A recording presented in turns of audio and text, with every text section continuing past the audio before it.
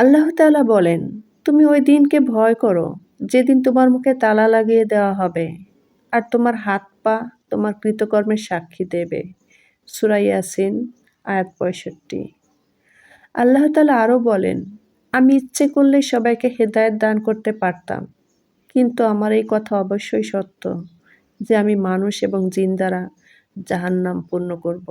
সূরা আস-সাজদা আয়াত ১৩।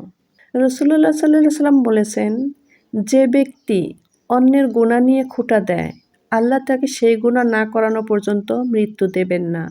তিরমিজি ২৫০৫। তিনি আরও বলেন, মৃত্যুর পর তাদের মাথা পাথর দিয়ে ভাঙা হবে, যারা ফজরের নামাজ না পড়েই ঘুমিয়েছিল এবং যারা কোরআন গ্রহণ করে তা ছেড়ে দিয়েছে। বুখারী ৭০৪৭। ইয়া আল্লাহ, আপনি আমাদেরকে নিয়মিত ফজর নামাজ পড়ার তৌফিক দান করুন। আমাদের ফজর নামাজ কাজা হওয়ার জন্য আমাদেরকে ক্ষমা করুন। আর আমাদেরকে নিয়মিত কোরআন তেলাওয়াত করার তৌফিক দান করুন। আমিন।